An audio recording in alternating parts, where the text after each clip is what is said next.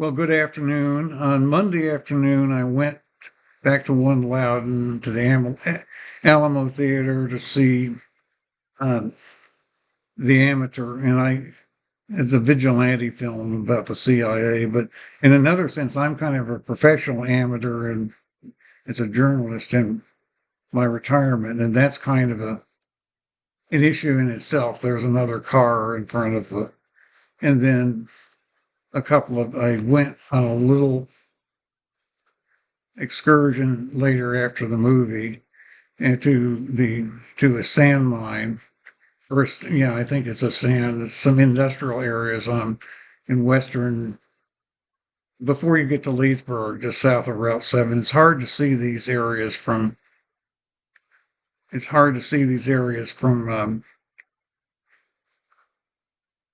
the major highways that go through. But one of the points, that comes up is Trump's wanting to bring industry back to the United States, manufacturing, bring back jobs, and the whole idea that uh, Americans maybe need to go cold turkey, that they're benefiting on very cheap slave labor of others in other countries, particularly China, and that's not a healthy thing for your own lifestyle to be based on. You should be able to provide for yourself physically more. It's actually kind of a theme, actually, in some of the Batman games and movies when you talk about the bank, the community, the church, and the courthouse, and the bank, and the banking cult, and everything that lets people get off the hook, when they need more skills themselves. I've heard a lot about that recently. And Trump is right about some of his ideas. The way this is being executed, I think, seems reckless and dangerous and risky. And I'm concerned about disregarding the law and some of these procedural issues, but some of them are more complicated. That situation with El Salvador is more complicated than maybe the left is telling you. And yeah, I'm concerned about law firms and so forth supposedly contributing to him or something, and even major media outlets being silenced a little bit or being biased, and he's kind of taking over as a strong man. It's kind of like Orban in Hungary, and you know what happened? Hungary just passed that law banning gay events in public, or finding if they're held anyway, like they're saying they will, banning finding people who go to them even, and the guys of protecting children to prevent them from deciding they're trans or even deciding that they're homosexual. That he seems to think he has to get the birth rate up as much as possible. That's an idea in Russia too, and it's an idea that's taking hold and becoming more of concern, and that's something I've been concerned about too. But I also wanted to share with you today just a little bit my own spiritual situation. I've been reading a lot lately about the idea of what the afterlife would be in my own last years. Maybe I'm 81, and I kind of feel like entering another Trump year could be the end of the the life that I've had. It could be, or some of it could be. So, one of the things, what is consciousness itself? What is cosmic consciousness? What is God? But I'm starting to see more evidence in quantum physics and so forth. The idea that, that there is a creator and that there are souls of individuals that are merged into the creator, and they can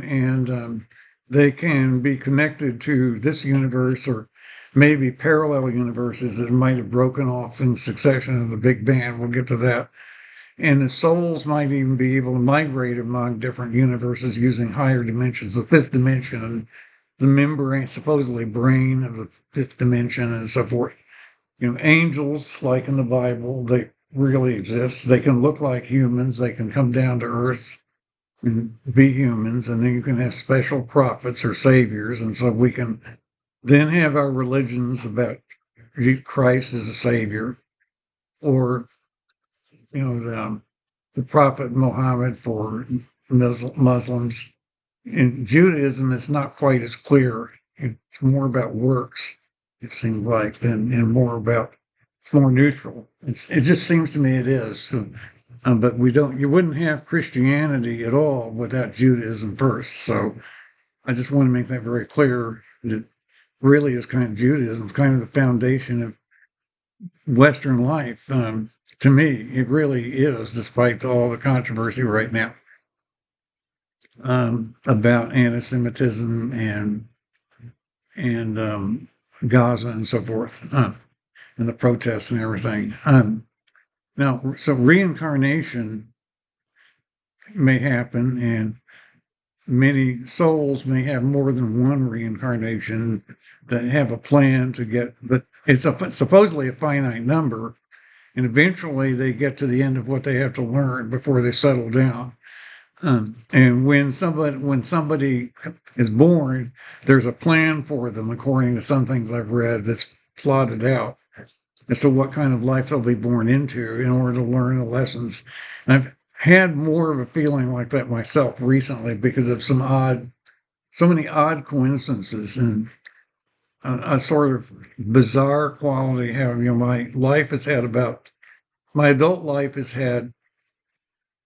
If you start that with when I went away to graduate school at age 22 in 1966, and then the Army, and then various, my employment, my IT career for 32 years, and living in different places, and doing, there are maybe 10 or 12 different episodes, each of which would be like a story circle, like a Harmon story circle for a screenplay with an inciting incident and a surprise problem kind of thing, and critical choices and all of that.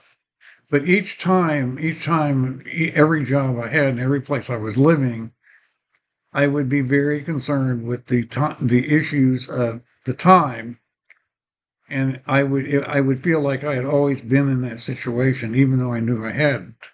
And that's kind of how I feel about my life, even now, even under Trump. I've had my life has had many chapters before, and they kind of connect in kind of a bizarre way, with a critical choice at the end of one of them leading to the start of the next one. And then another surprise eventually. It's possible, I think, for a soul to decide to quit to quit the cycle and just surrender their consciousness altogether if they are too disturbed by what is expected of them, particularly for what's demanded of them by others, if it was beyond their control. We'll get to that in a minute. Now, the idea of alternative lives and alternate universes that you're hearing about, if someone makes a choice to play a Russian roulette type experiment, like the second part of The Deer Hunter, remember that 1979 film?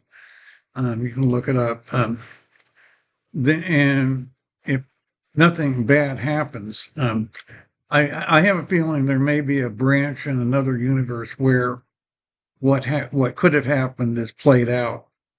But then that would mean that the person's soul would have to split into two souls in order for it to play out the consequences of the bad choice or of the bad luck.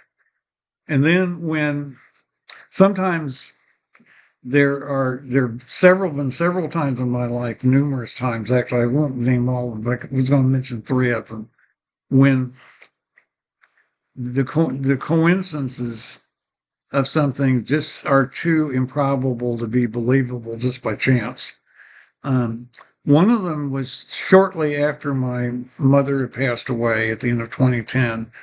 And I had taken a job with Census Bureau. I had one job after my mother passed away, which was a census interviewer.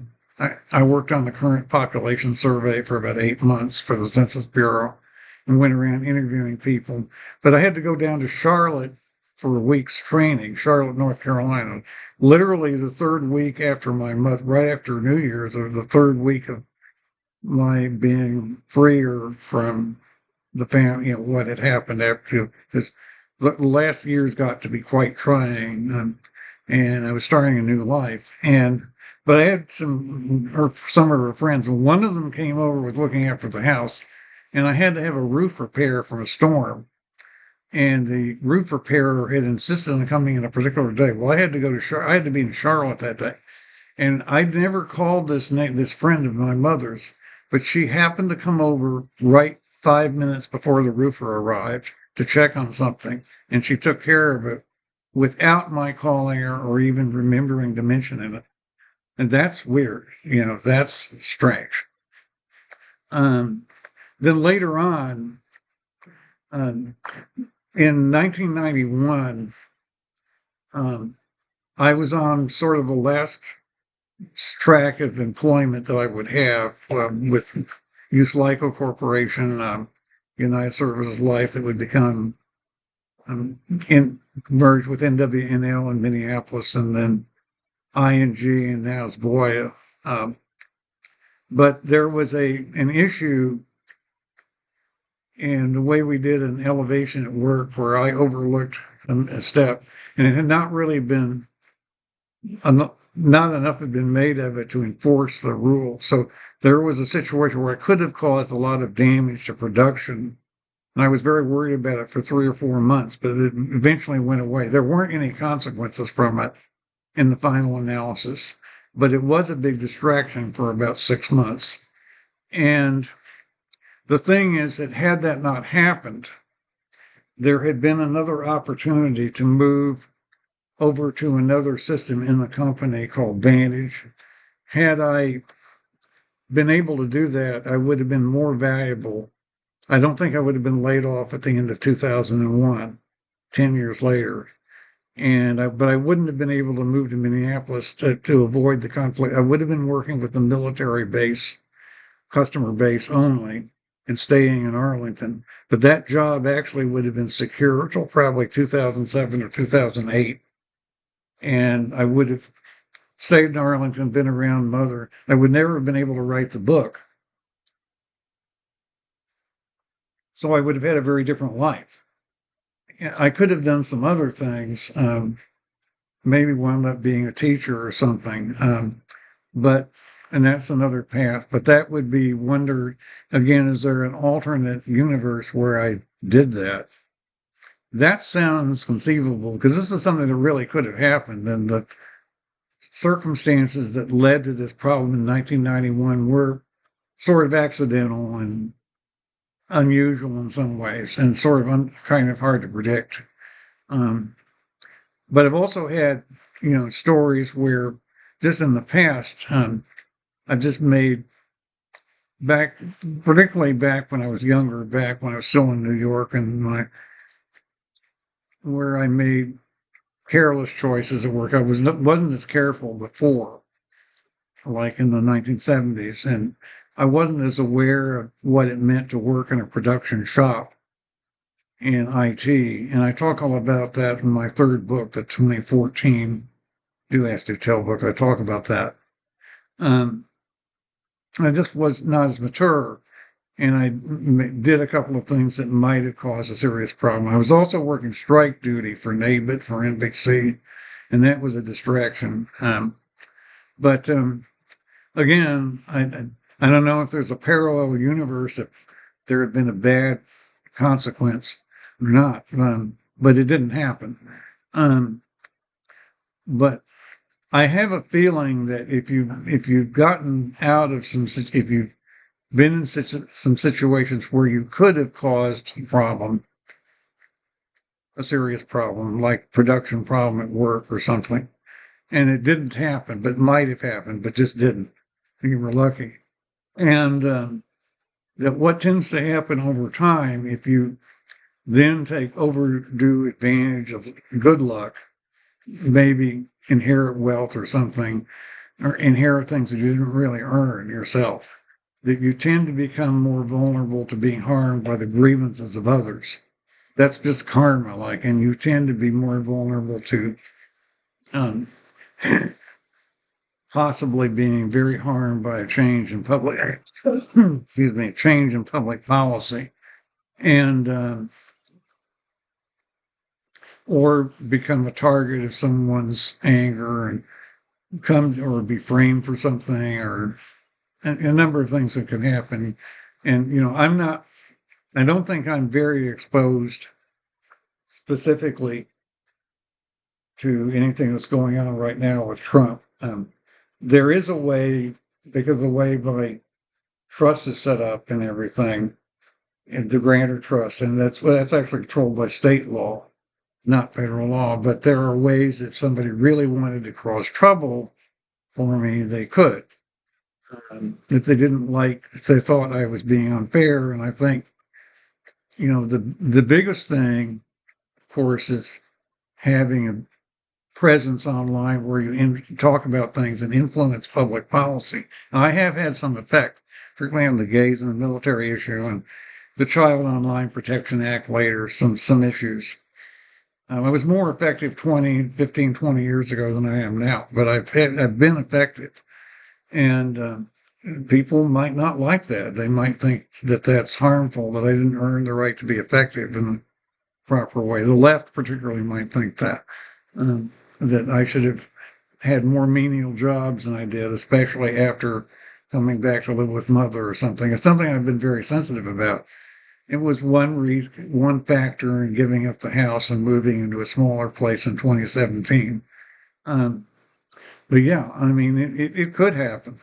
And so I just wanted to then go back to kind of, I've talked about morality before, biblical morality, and other religious moralities are something we know that Islamic morality is very strict as far as the roles of the sexes or everything.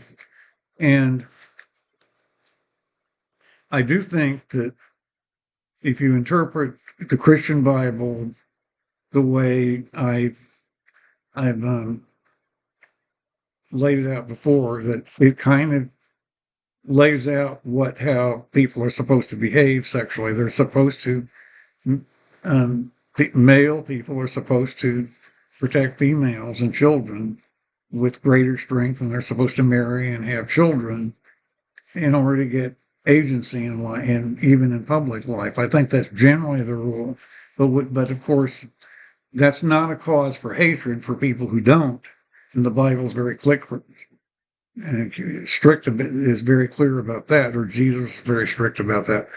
But generally, the idea is if you're not inclined to marry and have children, you're supposed to live communally in poverty or something and be dedicated to the Lord, which, of course, is the priesthood and the unmarried priesthood or in the Catholic Church, and of course nuns and so forth, and the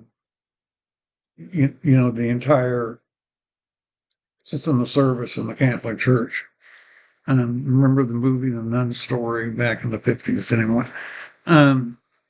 So if you don't, if you take on more agency than you really earn by taking on the responsibility for a family, maybe what you're supposed to do is to lift other people up that are.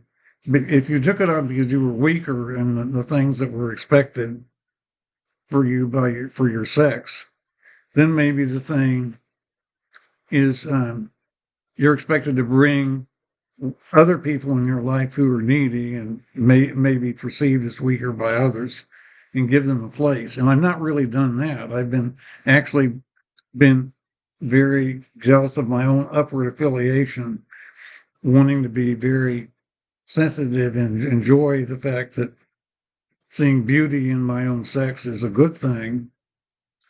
and ignoring the needs of people who would expect me to actually pay attention to them, which gets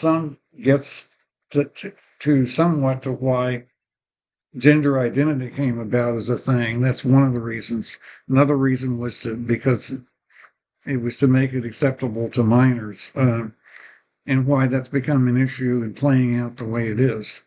Um, I don't join movements of other people. I don't generally respond. I don't generally march and protest myself. I don't fight for other people's problems and fight and scream. I kind of said I will sit that one out, but it could, something could happen to me, and no one's going to come to my rescue. But I'm very jealous of the fact that I want my speech to be my own and not just representing somebody else. I don't want to make a living by calling people to sell them things when that's not mine. I'm very jealous of that fact. That's kind of my identity, even though it's not a legal label. But that's something that I've been very concerned about. Um, but I may not have the moral capital to be enforce this. I also wanted just to point out that one of the things that's very important to me is that my own life must not be bargained with. If I was ever in a hostage situation, that would be it.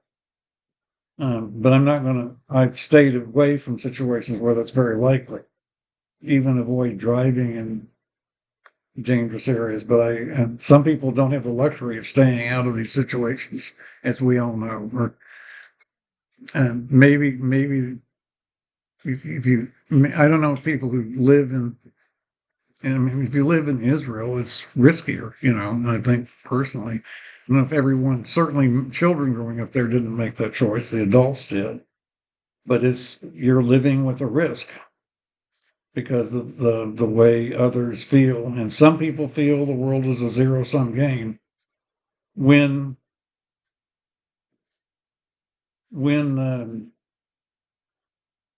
you belong to a tribe or a nation state that's based on lineage, essentially, a nationality, and you perceive the world as a zero-sum game, then you want to have as many families and as possible, and people to have as many children as possible, to be strong and have autarky, to make your own goods as much as possible, not trade too much with others and be too dependent on them, because you may have to fight them.